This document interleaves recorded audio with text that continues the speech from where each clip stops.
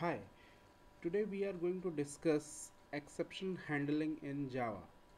So, the exception handling in Java is one of the most powerful mechanism to handle the runtime errors so that normal flow of the application can be maintained.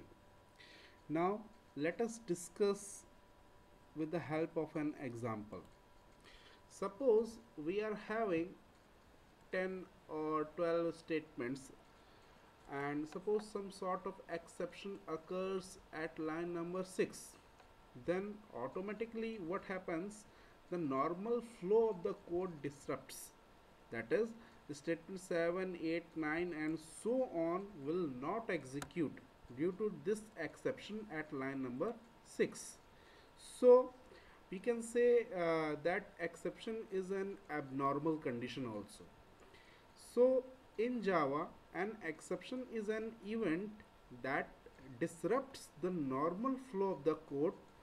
It is an object which is thrown at runtime. So exception handling is a mechanism to handle runtime errors such as class not found exception, IO exception, SQL exception, remote exception and so on. Now, what is the advantage of exception handling? Now suppose the core advantage of exception handling is to maintain the normal flow of the application. An exception normally disrupts the normal flow of the application. That is why we use exception handling.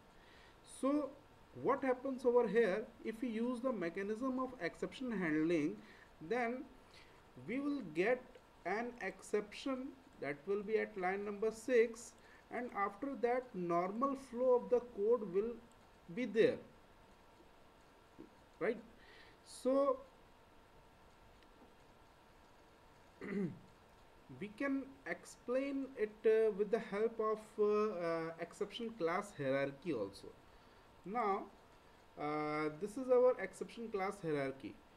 So our super class is throwable class over here. No doubt throwable is also having its super class, that is object class, which is a super class of Java.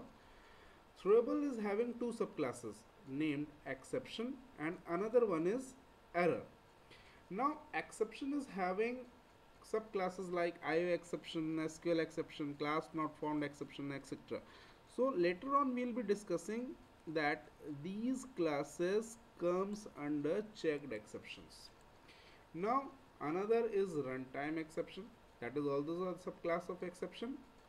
Runtime exception is having numerous of subclasses like arithmetic exception, null pointer exception, number format exception, index out of bounds exception, and again index out of bound exception is having array index out of bound exception, string index out of bound exception, etc.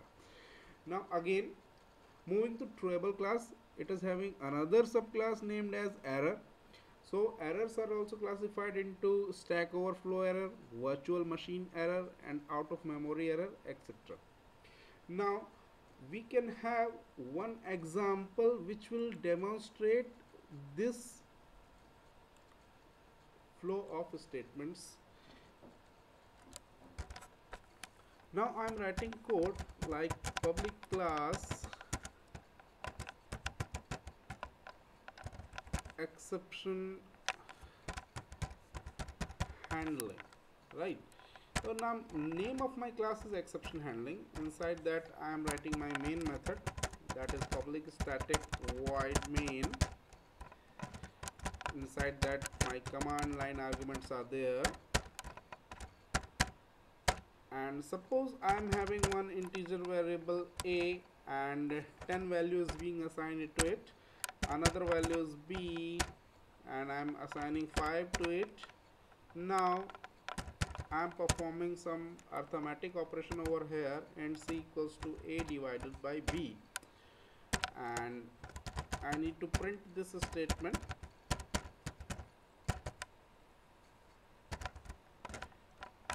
like output is c.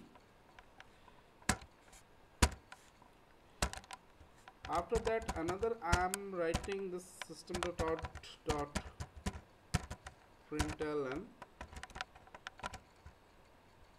For rest of the code,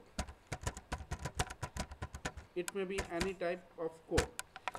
Means from line number 7 to 10, if we are comparing this code with this code, then line number 7 to 10 are this rest of the code, and till line number 6 we are having this much of code, right?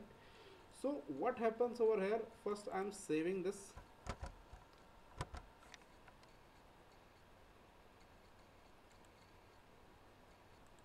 I'm saving it in desktop.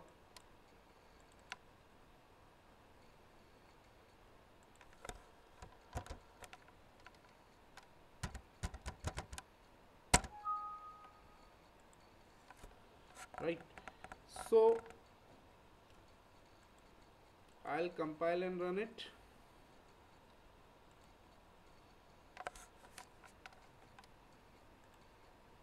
This is my folder. Inside that I'm opening my command prompt for compiling javac space exception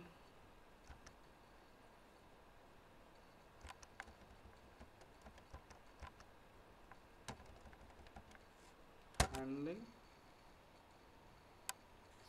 javac exception handling dot java for running java space exception handling. So we'll get the output as 2 and rest of the code, because no exception occurs over here. But suppose I am generating intentionally one exception over here. I am replacing this value 5 to 0.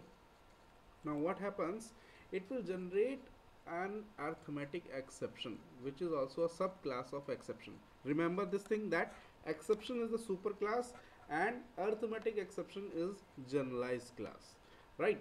So if we want to maintain the flow of the code, then we have to use try and catch block, because without using try and catch block we cannot handle the situation and normal flow of the code will not be there.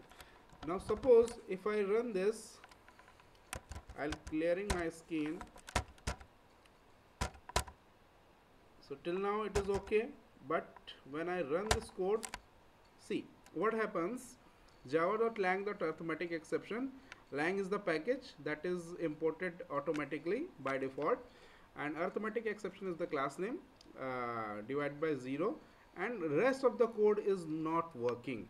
That is the big situation, right? So we have to deal with this situation. So what we can do, we can use try and catch block over here.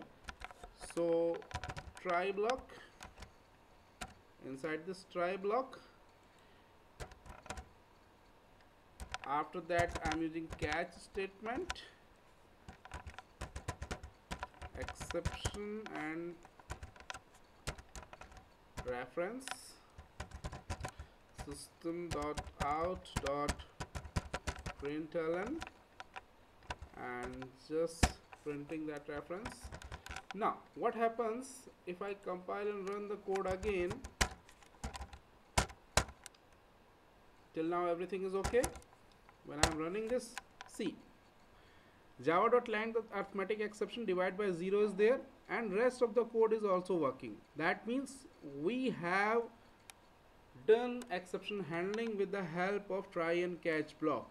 Remember those statements you have to put in try block in which there is a situation or there can be some type of condition which may arise, that sort of exception, and in catch block it will handle that exception, right?